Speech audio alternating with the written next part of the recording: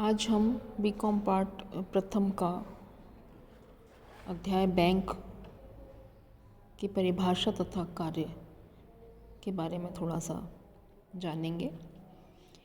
Bank की परिभाषा से पहले हम ये जानते हैं कि बैंक शब्द का उद्गम कहाँ से हुआ है। बैंक शब्द के उद्गम के संबंध में दो विचार प्रचलित रहे हैं। प्रथम विचार के अनुसार बैंक शब्द का उद्गम इटालियन शब्द बैंको से हुआ है, जिसका अर्थ इटली में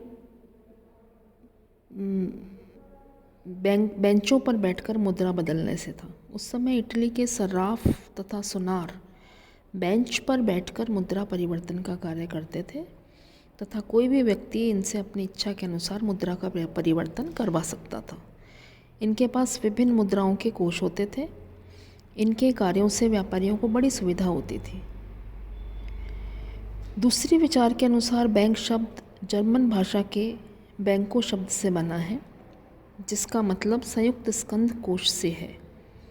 ये कहा जाता है कि सन 1171 में वेनिस राज्य में जब आर्थिक संकट उत्पन्न हुआ, इससे मुक्ति के लिए वहाँ के राजा ने जनता से ऋण लिया। इस ऋण कोष के लिए बैंको शब्द काम में लिया जाता था। बाद में यही शब्द बैंको बैंक तथा बैंको बैंके तथा बैंक बना। आधुनिक बैंक की स्थापना 1157 में इटली में बैंक ऑफ वेनिस की स्थापना से मानी जाती है। इसके बाद 1401 में बैंक ऑफ बार्सिलोना, 1407 में बैंक ऑफ जिनेवा की स्थापना हुई, 1609 में बैंक ऑफ एम्स्टर्डम की स्थापना हुई, 1694 में बैंक ऑफ इंग्लैंड की स्थापना हुई। यह बैंक आधुनिक बैंकिंग व्यवस्था की सबसे प्राचीन इकाई माना जाता है। इस प्रकार से बैंक का उद्गम हुआ। इसके बाद हम बैंक की परिभाषा और अर्थ पर आते हैं। तो बैंक का तात्पर्य उस संस्था से लगाया जाता है जो जनता से जमा के रूप में रुपया प्राप्त करती है तथा ऋण के रूप में मांगने पर रुपया देती है। इस प्रकार से वे संस्थाएं जो धन का लेन देन करती हैं बैंक कहलाती हैं। बैंक की कुछ परिभाषाएं दी गई हैं विभिन्न अलग अलग आधारों पर। विभिन्न देशों के विभिन्न शब्दकोशों के अंतर्गत बैंक को परिभाषित किया गया है। जैसे वेबस्टर शब्दकोश के अनुसार बैंक वह संस्था है जो मुद्रा में व्यवसाय करती है। यह एक प्रतिष्ठान है जहां धन का जमा, संरक्षण तथा निर्गमन होता है तथा जहां ऋण देने एवं कटौती की सुविधाएं प्रदान की जाती हैं और एक स्थान से दूसरे स्थान पर धनराशि भेजने की व्यवस्था की जाती है। ऑक्सफोर्ड शब्दकोश के अनुसार बैंक वह संस्थान है जो अपने ग्राहकों से अथवा उनकी ओर से प्राप्त धन की रक्षा करता है। इसका मुख्य कार्य उसके चेकों का भुगतान करना है। इसके लाभ उस धन का उपयोग करके प्राप्त किए जाते हैं जो इसके ग्राहक इसके पास छोड़ देते हैं। ये शब्दकोशों के अनुसार परिभाषा है। इसके बाद विभिन्न देशों के विधानों के अंदर भी बैंक को परिभाषित किया है। जैसे सर्वप्रथम हम भारतीय बैंकिंग अधिनियम की बात करें। भारतीय बैंकिंग नियमन अधिनियम 1949 के अनुसार बैंकिंग कंपनी वह है जो बैंकिंग का व्यवसाय करे। बैंकिंग व्यवसाय से तात्पर्य ऋण देने अथवा विनियोजन के लिए जनता से मुद्रा के निक्षेपों को स्वीकार करना है जो मांगने पर या अन्य किसी प्रकार से लौटाया जा सके तथा चेक, ड्राफ्ट तथा अन्य किसी प्रकार के आदेश से वापस लिए जा सके। ब्रिटिश विनिमय पत्र अधिनियम 1882 के अनुसार बैंक के अंतर्गत व्यक्तियों का वह समूह, चाहे वह सम्मिलित हो अथवा नहीं सम्मिलित होता है, जो बैंकिंग का व्यवसाय करता है। अमेरिका के फेडरल कानून के अनुसार कोई बैंक, बैंकिंग संघ, ट्रस्ट कंपनी, बचत बैंक तथा अन्य संस्था जो निक्षेप प्राप्त करने के व्यवसाय में लगी हुई हो तथा किसी भी राज्य के कानून के अंतर्गत सम्मिलित की गई हो, बैंक कहलाती है। इसके बाद कुछ विभिन्न विद्वानों ने भी बैंक को परिभाषित किया है। एक अर्थशास्त्री हुए हैं किनले। इनके अनुसार बैंक एक ऐसी संस्था है जो ऋण की सुरक्षा को ध्यान में रखते हुए ऐसे व्यक्ति को जिन्हें उसकी आवश्यकता है मुद्रा उधार देती है और जो व्यक्तियों की अतिरिक्त मुद्रा अपने पास जमा हेतु लेती है। हार्ट एक अर्थशास्त्री रहे, उनके अनुसार बैंकर वह व्यक्ति है जो अपने साधारण व्यवसाय के अंतर्गत लोगों का धन जमा करता है तथा उन व्यक्तियों के चेकों का भुगतान करके चुकाता है जिन्होंने इसे जमा करवाया है अथवा जिनके खातों में धन जमा किया गया है। शेयर्स के अनुसार साधारणतः बैंक के कार्यों में नकद धन को बैंक जमा के रूप में बदलना और बैंक जमाओं को नकद धन के रूप में बदलना सम्मिलित होता है। इसमें बैंक जमाओं को एक व्यक्ति या निगम से दूसरे में बदला जाता है और इन्हें विनिमय बिलों, सरकारी बॉन्ड आदि के बदले में दिया जाता है।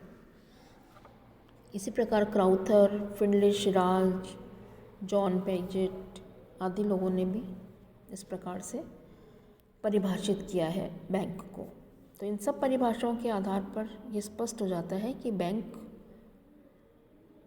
वह है जो मुद्रा के लेन देन का कार्य करती है। इसके बाद हम आते हैं बैंक के कार्यों पर। आधुनिक बैंक मुद्रा व साख के लेन देन ही नहीं करते बल्कि इसके अलावा भी ये अन्य कार्य करते हैं। कुछ कार्य इस प्रकार हैं। बैंक के कार्यों को इस प्रकार से विभाजित किया गया है। पहला है प्राथमिक कार्य, दूसरा है अभिकर्ता का कार्य, तीसरे हैं इसमें सामान्य उपयोगी सेवाएं, चौथा है विदेशी व्यापार की वित्तीय एवं प्रबंधकीय व्यवस्था तथा आखिरी कार्य है इसमें साख निर्माण का कार्य। हम 1 बाय 1 इन कार्यों को देखते हैं। सबसे पहला प्राथमिक या परंपरागत कार्य। प्राथमिक कार्यों में 2 प्रकार के कार्यों को सम्मिलित किया गया है, जमाएं स्वीकार करना और ऋण प्रदान करना। पहला है जमाएं स्वीकार करना, जो बैंकों का प्रमुख कार्य होता है। इस जमा राशि को बैंक अपने पास जमा करके इसी में से ऋण भी प्रदान करता है। इसके बदले में वह ब्याज भी अर्जित करता है। व्यापारिक बैंक स्थायी जमा खाता, चालू खाता, बचत खाता, गैर बचत खाता, इस प्रकार के कई खाते खोलकर अपने ग्राहकों की जमाएं करता है। दूसरा जो ऋण कार्य है, प्राथमिक कार्य में ऋण प्रदान करना। व्यापारिक बैंकों का ये भी महत्वपूर्ण कार्य है, अपने ग्राहकों को ऋण देना। बैंक को अपने पास जो जमा राशि होती है उस पर ब्याज देना होता है, अतः बैंक इस जमा राशि को अधिक ब्याज दर पर उधार देकर लाभ कमाता है। बैंक छोटी छोटी बचत को एकत्र कर उन्हें उत्पादक कार्यों के लिए उधार में देता है और इस प्रकार से वो ऋण के रूप में आय अर्जित करता है। व्यापारिक बैंक के द्वारा सामान्यतः नकद साख, ऋण तथा अग्रिम, अधिविकर्ष, विनिमय पत्र की कटौती, इन प्रक्रियाओं के द्वारा ऋण प्रदान करने का कार्य संपन्न किया जाता है। दूसरा कार्य है अभिकर्ता का कार्य। व्यापारिक बैंक अपने ग्राहकों के अभिकर्ता के रूप में कार्य करते हुए उन्हें अनेक सेवाएं प्रदान करते हैं। इन सेवाओं के बदले बैंक निर्धारित शुल्क वसूल करते हैं। कुछ सेवाएं बैंक निःशुल्क भी प्रदान करते हैं। बैंकों द्वारा अभिकर्ता से संबंधित कार्य जो हैं वो इस प्रकार के हैं: चेक, विनिमय बिल व अन्य साख पत्रों के भुगतान का संग्रहण। नेक्स्ट है चेक, विनिमय बिल व अन्य साख पत्रों का भुगतान करना।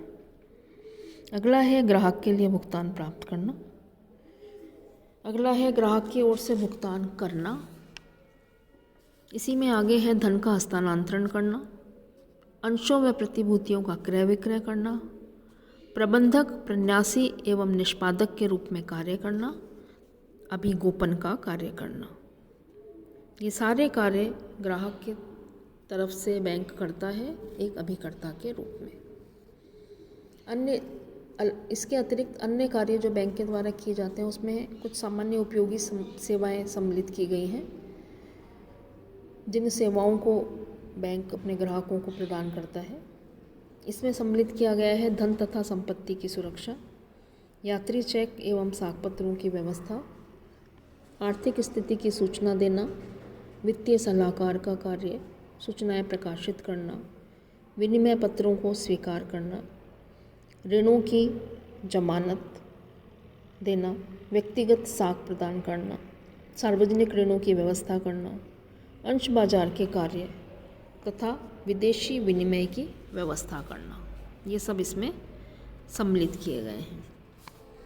अगला कार्य है विदेशी व्यापार की वित्तीय एवं प्रबंधकीय व्यवस्था करना। अंतर्राष्ट्रीय व्यापार में वृद्धि की दृष्टि से व्यापारिक बैंकों ने बहुत उल्लेखनीय योगदान दिया है। व्यापारिक बैंक अंतर्राष्ट्रीय व्यापार के लिए अल्पकालीन साख प्रदान करते हैं। ये बैंक व्यापारिक बिलों, हुंडियों, साख पत्रों आदि की स्वीकृति एवं कटौती का कार्य करते हैं। इससे अंतर्राष्ट्रीय लेन देन सुविधाजनक हो जाते हैं। ये बैंक विभिन्न आयातकों एवं निर्यातकों में पारस्परिक संपर्क स्थापित कराने का कार्य भी करते हैं। इस प्रकार व्यापारिक बैंक अंतर्राष्ट्रीय व्यापार को बढ़ाने में योगदान देते हैं। अगला कार्य है साख निर्माण का कार्य। व्यापारिक बैंक केंद्रीय बैंक की नीति के अनुसार साख निर्माण का महत्वपूर्ण कार्य करते हैं।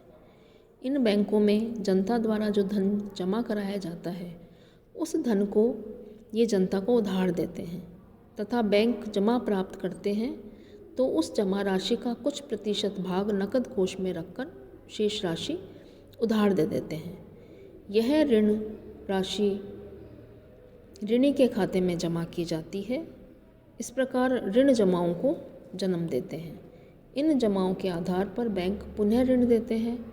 इस प्रकार जमा से ऋण व ऋण से जमाओं को प्रोत्साहन मिलता रहता है। इसे बैंक द्वारा साख निर्माण करना कहा जाता है। इससे मुद्रा की पूर्ति अप्रत्यक्ष रूप से बढ़ जाती है तथा व्यापारिक लेन देन को बढ़ावा मिलता है। तो इस प्रकार से बैंक के द्वारा साख निर्माण का कार्य भी किया जाता है। तो ये बैंकों के द्वारा किए जाने वाले प्रमुख कार्य हैं जिन्हें किसी भी अर्थव्यवस्था में बैंक के द्वारा संपादित किया जाता है।